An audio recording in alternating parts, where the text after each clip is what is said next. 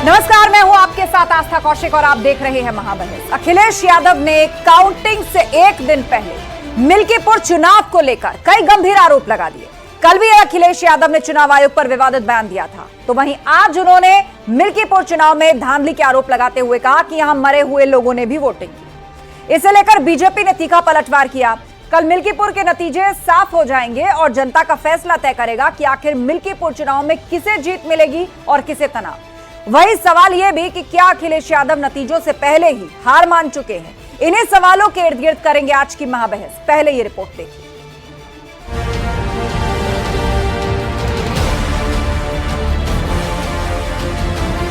मिल्कीपुर की लड़ाई, फैसले की घड़ी आई।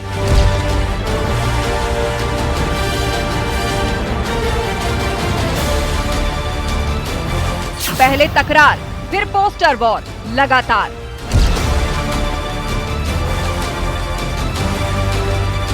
समाजवादी पार्टी अब केवल पोस्टरबाजी तक और बयानबाजी तक सीमित हुई है। जनता के बीच में रह के जनता के विकास के लिए काम करना, ये हमारी उत्तर प्रदेश की योगी सरकार का एजेंडा है। क्या गिनती से पहले ही अखिलेश ने हार मान ली? ये चुनाव भी 144 साल वाला जैसा चुनाव था, जो आपको देखना चाहिए था। सोचिए आप, बगल के जिले जो हैं वहां से भारतीय जनता पार्टी ने अपने कार्यकर्ता बुलवाए। अंबेडकर नगर से कार्यकर्ता है। अब तो हम लोगों को उनके गांव पता लग गए हैं, क्योंकि पकड़े गए थे कुछ लोग। बगल के जिले से अमेठी से लोग आए थे, सुल्तानपुर से लोग आए थे, रायबरेली से लोग आए थे, और गाड़ियों के नंबर हैं। अगर आप चाहोगे तो मैं अपने पार्टी के पेज पे कुछ गाड़ियों के नंबर आपको दे दूंगा। बीजेपी का वार, जीतो तो अच्छा, हारो तो सब खट्टा। वो इस तरह के अनगढ़ आरोप लगाते हैं। जब हारते हैं और जीत जाते हैं तो अच्छा, और हार जीत जाते हैं तो अच्छा, और हार जाते हैं तो खट्टा। तक की सबसे बड़ी जीत भारतीय जनता पार्टी की होगी। वहाँ झूठे नाटक नौटंकी का कोई असर पड़ने वाला नहीं है। मिल्कीपुर का चुनाव, किसको जीत किसको तनाव।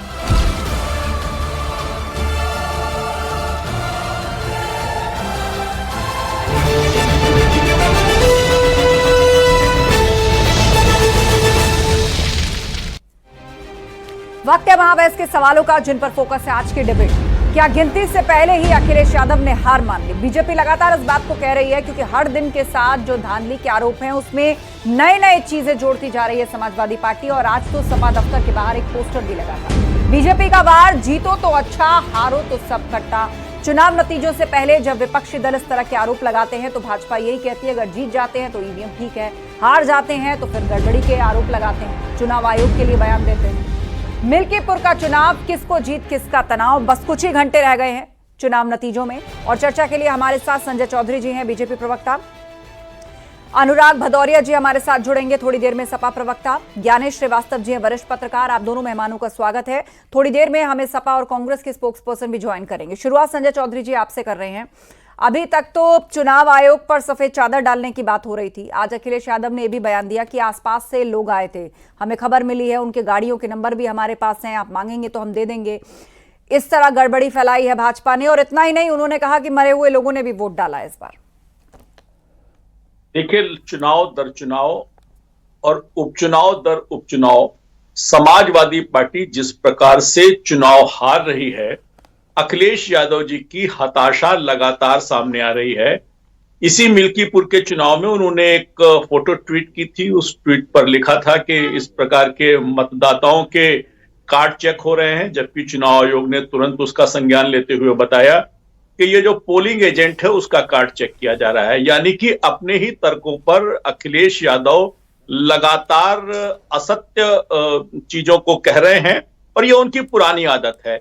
वो इसी प्रकार से कहते रहते हैं। लेकिन जिस प्रकार से भारतीय जनता पार्टी के पक्ष में उपचुनाव में जनता ने अपने निर्णय को पुनर्परिभाषित करते हुए भारतीय जनता पार्टी के पक्ष में वोट दिया है, मिल्कीपुर की जनता भी एक बार उसी को दोहराने वाली है।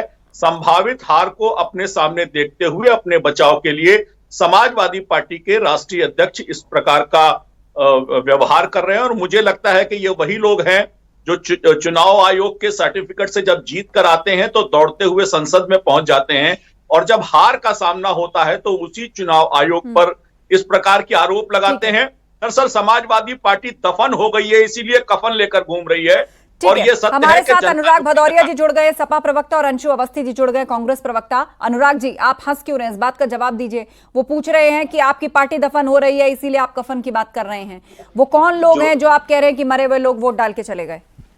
देखिए, सवाल ये है, जो सवाल उठाया गया लगातार, चुनाव आयोग को हमने इस बात के लिए लगातार बोला कि किस तरह की धांधली हो रही है, चिट्ठी लिखी, वीडियोस दिए, लेकिन कोई कार्रवाई नहीं हुई।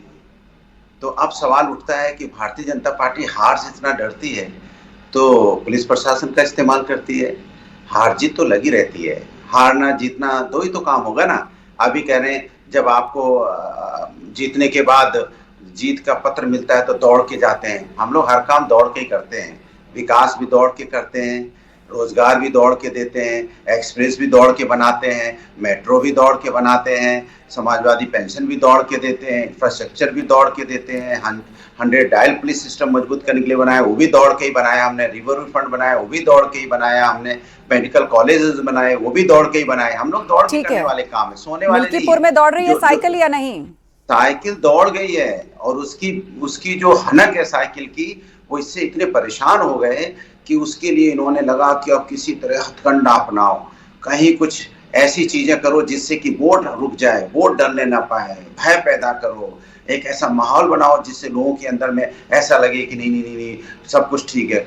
सवाल ये है कि भारतीय जनता पार्टी इतनी बुरी तरह डरी हुई है, घबराई हुई है, तो पुलिस प्रशासन का इस्तेमाल क्यों करते हो आप? अगर मान ली आपकी बात हमने मान ली, तो आप चुनाव आयोग किसी की तरफदारी क्यों करने लग जाते हो? आप तो पॉलिटिकल पार्टी है, आप तो मेरे साथ खड़े हुई है। अगर कोई हम शिकायत कर रहे हैं तो आप मेरे साथ खड़े हुई है ना, तो क्यों नहीं खड़े हो रहे? इसके मतलब आपके मन में चोर है ना, इसके मतलब कहीं ना कहीं दाल में काला है, तभी तो आप चुनाव आयोग की तरफदारी करने लग जाते हैं। कमाल की बात है।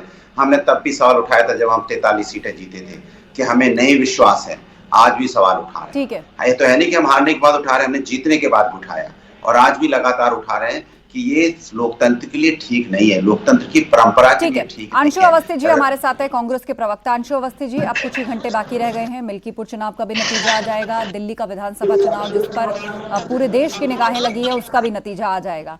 लेकिन यहाँ पर यूपी की बात करें तो जो आरोप प्रत्यारोप बीते 3-4 दिन से शुरू हुए हैं विपक्षी पार्टी की तरफ से, कभी चुनाव आयोग को कफन भेजने की बात की जाती है, कभी कहा जाता है मरे हुए लोग वोट डाल रहे हैं, धांधली कर रहे हैं। अब बीजेपी यही कह रही है कि लग रहा है हार स्वीकार कर ली है, इस तरह के बयान तभी दिए जाते हैं।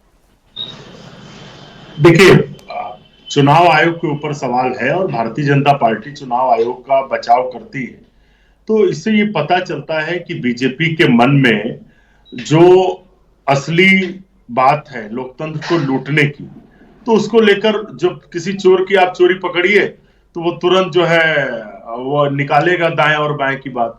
भाई, चुनाव आयोग पर सवाल है, चुनाव आयोग को उसका जवाब देने दीजिए। भारतीय जनता पार्टी को इतनी जल्दी से आखिर ऐसी क्या दिक्कत हो जाती है कि सवाल चुनाव आयोग से करिए, जवाब भाजपा देती है? क्या बीजेपी के लोग चुनाव आयोग के भी प्रवक्ता हैं? और भारतीय जनता पार्टी कभी भी मुद्दों पर चुनाव नहीं लड़ती। आप किसी भी चुनाव में देख लीजिए, चाहे मुख्यमंत्री हो, प्रधानमंत्री हो या भाजपा के नेता हो, सिर्फ हिंदू मुसलमान करते हैं। क्यों? क्योंकि जब भी मुद्दे पर बात होगी तो इनके पास जवाब नहीं है। इन्होंने तो दूध, दही, मक्खन, पेंसिल, किताब पर जीएसटी लगाने का काम किया, जिस पर कोई सरकार आज तक जीएसटी नहीं लगा पाई। बीजेपी के लोगों के पास तो जवाब नहीं इस पर। इन लोगों को तो शर्म आनी चाहिए। इन्होंने तो किसी को भी नहीं छोड़ा, कफन पर भी जीएसटी लगा दी। तो जो संवैधानिक संस्थाएं हैं, भारतीय जनता पार्टी उसका दुरुपयोग कर रही है। और चुनाव आयोग जो मौन बनकर बैठा है, ये इस देश के लोकतंत्र के लिए खतरा है। सवाल ये नहीं कि आज सरकार में भाजपा है, कांग्रेस है। सवाल ये है कि आज हम हैं, कल हम आएंगे, तब ये रोएंगे, गाएंगे, चिल्लाएंगे, तो वही आप जो नैतिकता, मर्यादा सब खा गए। जवाब सुन लेते हैं इस पर। देखिए, सूप तो सूप चलनियों बोले जीमा 100 छेद। कांग्रेस पार्टी पूरे उत्तर प्रदेश के उपचुनाव में कहीं ढूंढे से नहीं मिल रही। हम लोग भी राजनीति किसी भी उपचुनाव में। अरे जवाब सुनते हैं। अरे सुनिए भाई, चलनी दिखने लगे। अरे अभी तक ये 60 साल से चलनी बने। अरे सुनिए, अरे सुन लीजिए, बोलिए, आपकी आवाज जा रही है, आवाज जा रही है। अरे सुनिए अंशु भाई, ये भी चलनी थे क्या? पहले इसका जवाब दे दें। पूरे जुमा जुमा 10-15 साल अभी से और मौका सरकार मिलेगा, में अभी आ गए, बहुत तो मुझे समय बताइए मेरे कि पास इससे है। पहले चलनी थे क्या? आपने जो बिंदुवार बात रखी है, एक बार उस पर जवाब लेते हैं, फिर एक एनालिसिस ज्ञानेश जी से भी। बोले संजय जी। दूध दही मक्खन पर जीएसटी लगाते हैं, शर्म नहीं आती उस पर जवाब नहीं से नहीं देते। मिला, जिसको कहा गया चुनाव लड़ लो तो लड़ने के लिए तैयार नहीं हुआ, आज वो राजनीतिक दल के प्रवक्ता बैठकर उपदेश दे रहे हैं। चुनाव में जाने की हिम्मत नहीं। अगर राजनीतिक दल उनका साथी लड़ रहा है तो उसने भी इस राजनीतिक दल को अपने मंच पर बुलाना भी गवारा नहीं किया। वो जब राजनीति को उपदेश देता है तो ठीक नहीं लगता है। मुझे लगता है कि और दूध दही मक्खन पर जो जीएसटी लगाता है, ये उनका सारे उपदेश ठीक राजनीतिक लगता है। दल इस प्रकार के जो आरोप दूध लगा दही रहे हैं। मक्खन पेंसिल किताब पर जीएसटी लगाते हैं, उनका उपदेश कैसा लगता है? साफ है जो कि कुंभ में विपक्ष का हजारों लोगों की साफ है लाशों को और छिपाने का इसीलिए काम करते हैं, उनका उपदेश कैसा लगता हो है? गया है, इसलिए जो कफन की कुंभ में राजनीति व्यवस्थाएं करना कर है। दिए, मुझे भ्रष्टाचार की लगता है भेंट चढ़ गया महाकुंभ, उस पर इनका उपदेश जरा पूछ लीजिए क्या है? हजारों लोगों की जान गई है महाकुंभ में, हजारों लोगों की जान गई। एक सेकंड, न्यायिक आयोग ये आंकड़ा कहाँ से आया आपके औपचारिकता पास? बनकर रह गया, हजारों उस लोग पर आप कह रहे हैं। इन लोगों का उपदेश अच्छा लगता है क्या? जो लाशें छिपा रहे हैं, अब हम लोग बोले श्रद्धालुओं की मौत को छिपा रहे हैं, हजारों लोग अपने परिचितों को ढूंढ रहे जो महाकुंभ गए थे, मीडिया से बदतमीजी करते हैं। आपके चैनल के ही पत्रकार से इन्होंने बदतमीजी की। ये पुलिस के सहारे लाशों को एक सेकंड, भरवा विषय को भरवा उधर के से फेंक उधर मत ले रहे जाइए। हैं, इनके ठीक मुंह है। से उपदेश अच्छा लगता है? ये मुद्दे आप हर रोज लड़ उठा रहे नहीं हैं, रहे हो। लेकिन मिल्कीपुर पर भी जवाब दीजिए। मिल्कीपुर को, ये विषय को आप लोग इधर से उधर ले जाते हैं। ज्ञानेश जी वरिष्ठ पत्रकार हमारे बीच में हैं। अब मिल्कीपुर और यहाँ तक कि दिल्ली विधानसभा चुनाव का जो नतीजा है बस कुछ ही घंटे दूर रह गया है, लेकिन ये जो आरोप प्रत्यारोप का दौर चला है, लेकिन और उसके केंद्र में जिस तरह से चुनाव आयोग आया है, पोस्टर लगाए जा रहे हैं, उसको कफन देने की बात की जा रही है, कहा, और आज तो पिंडदान कराए सपा के बहुत से कार्यकर्ता जाकर, वहां मंत्रोच्चार चल रहा था, वो तस्वीरें भी हमने दिखाई। अब बीजेपी कह रही है ये हार की हताशा है, हार मान ली है इसलिए ऐसा हो रहा है। जब सीटें आ जाती हैं तो उसी चुनाव आयोग को आगे करके सारे कार्यकर्ता जीत का जश्न मनाते हैं। देखिए आस्था, मौजूदा दौर में इसमें दो राय नहीं कि चुनाव आयोग की निष्पक्षता पर कई सवाल उठे हैं और उठने लगे हैं और हम सब देखते हैं, लेकिन चुनाव आयोग कोई पवित्र संस्था नहीं है। आप ये भी ध्यान रखिए, पहले भी बहुत अच्छा निष्पक्ष उसका कार्यकाल रहा है, ऐसा नहीं है। हाँ, टीएन स्टेशन का नाम याद करते हैं तो व्यक्ति उसमें महत्वपूर्ण हो जाता है। संस्था में हमेशा न कुछ दाग रहता आया है और उस पर आरोप लगते आए हैं, लेकिन मौजूदा दौर में जो पॉलिटिक्स हो रही है ना, चुनाव लड़े जा रहे हैं, वो इतना प्रतिष्ठा का विषय बना दिया गया है कि इसमें सिर्फ तलखी आ रही है, जनता के मुद्दों की बात ही नहीं कर रहा है। सवाल ये नहीं है कि कौन जीतेगा कौन हारेगा, आज कोई हारता है तो कल जीतता भी है, ये परंपरा है, लोकतंत्र है। लेकिन नेताओं के जो तल्ख टिप्पणी है ना, ये लोकतंत्र के लिए भी घातक है और जो पक्ष के बात को खारिज करना, ये बिल्कुल गलत है आज की तारीख में लोकतंत्र के मेरे हिसाब। देखिए लोकतंत्र को बचाए रखने की जिम्मेदारी संस्थाओं की भी है। संस्थाएं अगर लोकतंत्र का सम्मान नहीं करेंगी, अगर कोई पार्टी शिकायत करती है उसका संज्ञान नहीं लेंगी, उसके ऊपर आंखें बंद कर लेंगी तो सवाल तो उठेगा। अगर हम लगातार उन पे सवाल उठा रहे थे, ये जिम्मेदारी तो सरकार की भी बनती है कि और चुनाव आयोग की भी जिम्मेदारी बनती है कि दोनों मिलकर निष्पक्ष चुनाव कराएं। लेकिन उस समय क्योंकि जब चुनाव चलता है तो चुनाव आयोग के अधीन सब कुछ होता है, तो हम लगातार जो शिकायत कर रहे थे, तो क्या चुनाव की जिम्मेदारी नहीं थी उस शिकायत को गंभीरता से लेना? अगर कोई पार्टी शिकायत कर रही है, बड़ी पार्टी, देश की तीसरे नंबर की पार्टी है और उत्तर प्रदेश में लोकसभा में सबसे बड़ी पार्टी है, लोकसभा की सबसे बड़ी पार्टी उत्तर प्रदेश की, और वो अगर सवाल उठा रही तो आप उस संज्ञान में नहीं लेंगे, इसके मतलब लोकतंत्र का सम्मान नहीं कर रहे। आप जनतंत्र का सम्मान कीजिए ना।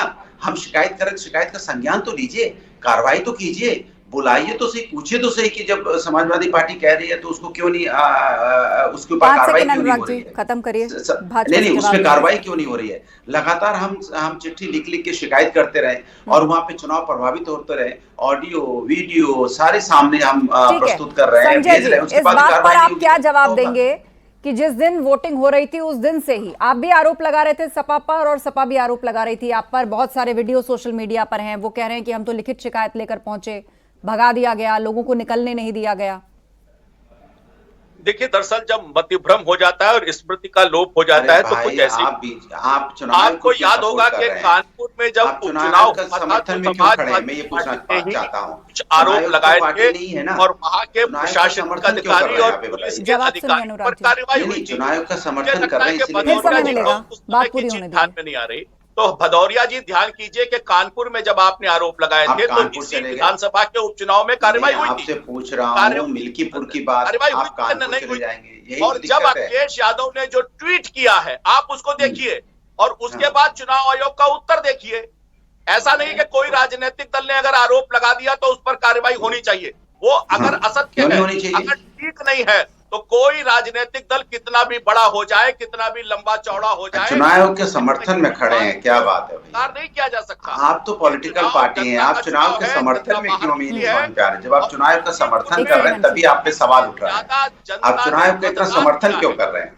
मतदान का परसेंटेज मिल्कीपुर में दिल्ली से ज्यादा है।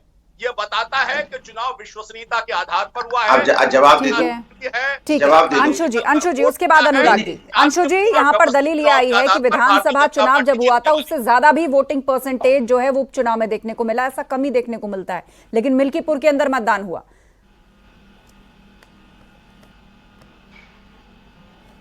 सवाल हो रहे हैं, चाहे मिल्कीपुर की बात हो या देश में किसी भी कोने पर सवाल हो रहे हैं।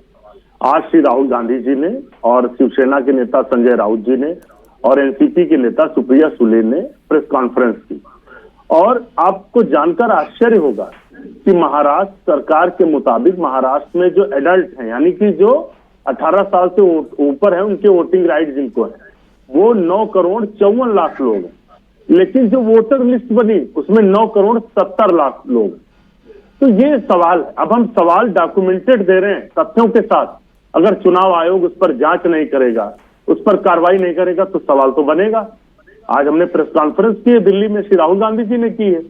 मिल्कीपुर के चुनाव में संजय चौधरी जी सवाल उठाने पर ये कहते हैं कि वो चलनी हो गए हैं, ये हो गए हैं। ये अभी 15-20 साल से सरकार में है, तो इससे पहले क्या देश की आजादी के बाद जब जनता इनको मार मार कर हराती रही, भगाती रही, तो ये चलनी थे क्या?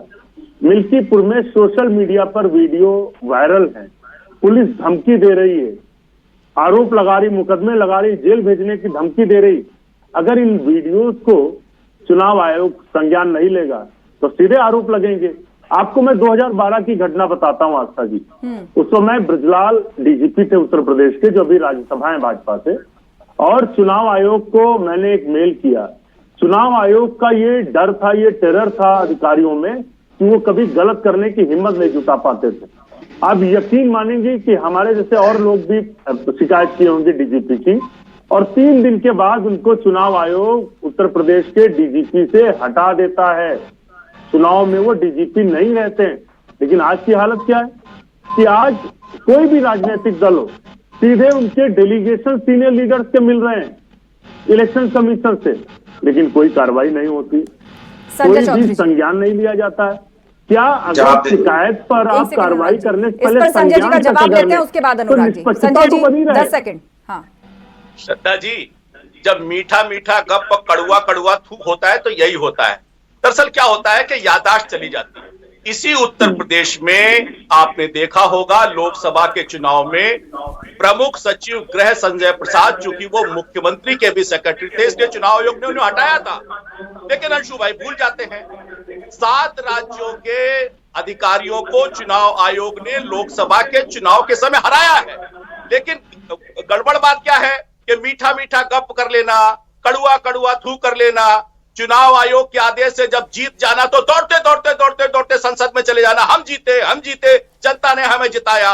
और जनता जब हरा देती है तो कहता है कि चुनाव आयोग गड़बड़ है। आज ही जब बोल रहे हैं, कल यही बोलेंगे ईवीएम मशीन खराब है। अच्छा सुन लीजिए, मेरा सीधा सा सवाल है, मेरा सीधा सा बात संजय जी दे रहे हैं, ठीक है, सुन लीजिए, बेहतर आधार पर सुन लीजिए, ठीक है संजय जी, संजय जी एक सेकंड। हाँ अनुराग जी देखिए लोकतंत्र को बचाए रखने की जिम्मेदारी सत्ता पक्ष की भी है, विपक्ष की भी है। हम लोकतंत्र बचाने के लिए लड़ रहे हैं, और आप लोकतंत्र बचाने के लिए क्यों नहीं लड़ रहे हो? क्यों आप संस्था के साथ खड़े हो जाते हो दौड़ के जाके? सत्ता तो आती जाती रहती है ना। अगर संस्थाएं निष्पक्ष रहेंगी तो आने वाले दिनों में देश में लोकतंत्र स्वस्थ होगा। इस जिम्मेदारी से आप क्यों भागते हैं? हम आपसे बार बार कह रहे हैं, सत्ता हमेशा किसी की नहीं रहती है। कितने सालों तक यहाँ दूसरी सरकारें रही हैं, फिर आपकी सरकार आई है, कल फिर सरकार बदलेगी, फिर क्या करेंगे आप? तो इसलिए परंपरा पैदा मत कीजिए देश समाज के अंदर में। ये समाज रहेगा तो हम आप रहेंगे, देश रहेगा तो हम आप रहेंगे, स्वस्थ लोकतंत्र रहेगा तो हम आपको राजनीति करना आसान होगा। अगर आप छलनी और सूप लेके घूमते रहेंगे, ये छलनी और सूप का लोकतंत्र नहीं है, ये देश के हिंदुस्तान का लोकतंत्र है। आप छलनी और सूप छोड़ दीजिए, आप स्वस्थ लोकतंत्र बचाने के लिए आप संवैधानिक संस्थाओं को प्रभावित मत कीजिए, आप पुलिस सिस्टम का दुरुपयोग मत कीजिए, अपने तंत्र का दुरुपयोग मत कीजिए। आप तंत्र का दुरुपयोग कर रहे हैं, इसलिए आप पे सवाल उठ रहे हैं, संजय जी बोलिए। फिर भी आप हारेंगे। देखिए, मुझे लगता है कि ये लोग शायद ये भूल जाते हैं कि जब देश के अंदर ईवीएम के बजाय बैलेट पेपर पर चुनाव होता था तो हर चुनाव के अंदर हत्याएं होती, बूथ लूट लिए जाते थे, और लूटने के बाद क्या होता था कि चुनाव के बाद 4-5 दिन पुनर्मतदान होते थे कि नहीं होते थे? व्यवस्थाएं सुधरी है कि नहीं सुधरी है? आज बूथ को लूटने की घटनाएं होती है कि नहीं होती है? कैसी बातें कर रहे हैं आप? कल्याण सिंह जी 2 बार चीफ मिनिस्टर रहे हैं, लूट के तो नहीं बनाई थी ना, कह दो लूट के बनाई थी। आदरणीय राजनाथ सिंह जी भी चीफ मिनिस्टर रहे हैं, लूट के तो नहीं बनाई थी। हर बात को कुछ भी बोल देते हो आए बाएं साएं कि लूट के बनते थे, तो लूट के क्या भारतीय जनता पार्टी सरकार भी लूट के बनी थी क्या? आदरणीय वाजपेयी जी प्राइम मिनिस्टर बने थे, लूट के बनी थी क्या? कैसी बातें कर रहे हो? आपकी बैलेट पेपर लूट लिए जाते थे, हत्याएं हो जाती थी, यार ये हिंदुस्तान है, आप किससे कंपेयर कर रहे हो? हुआ करता था, लोगों को भगा दिया जाता था कि भाग जाओ वोट पड़ गए। अरे किसको भगा दिया जाता था? लठैत और बंदूकें ले लेकर लोग बूथों को कैप्चर किया करते थे। हाँ, तो इसके मतलब कल्याण सिंह की सरकार फेल थी या अपनी सरकार को कह रहे हैं कि सरकार फेल रही है? नहीं, यही कह रहे हैं ना कि कल्याण सिंह जी की सरकार कैसे बन गई, फिर कैसे राजनाथ सिंह जी की सरकार बन गई? तो क्या लूट के बनाई थी क्या? को लाया गया और उसको बढ़ाया गया। अरे मैं आपसे कह रहा हूँ, क्या भारतीय जनता पार्टी की सरकारें नहीं बनी तो क्या लूट के बनी थी? आदरणीय कल्याण सिंह 2 बार चीफ मिनिस्टर बने, लूट के बनी थी क्या उस समय? या राजनाथ सिंह जी बने तो लूट के बनी थी? कैसी बातें करते हो आप भी, बेवजह की बातें कर रहे हैं बैठ के कि सब लूट के बन जाती थी। यही लूट के बन जाती थी तो आप बता दीजिए कि भारतीय जनता पार्टी की सरकार तो लूट के बनी थी। बात कर रहे हैं सब, आए मैं सहमत बोलिए, थोड़ा तथ्यमात्मक बोलिए, अच्छी बात से बोलिए। लूट के बने, लूट ये क्या लुटेरों का देश है क्या?